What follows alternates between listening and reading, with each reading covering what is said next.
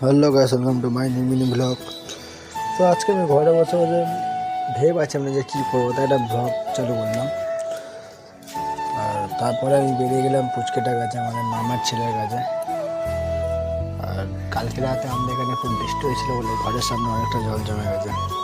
অল্প বৃষ্টি হলে এখানে জল জমে যায়, দেখো কতটা জল জমে গেছে।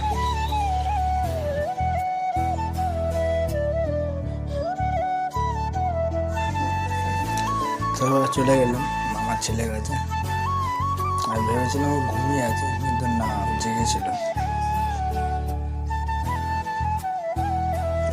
আর আমার কোলে আসলেই লাফালে কান্না চালু করে যায়।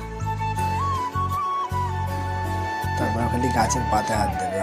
ওকে আমি ভিডিও করছিলাম, ও দেখছিল হয়তো ক্যামেরার দিকে।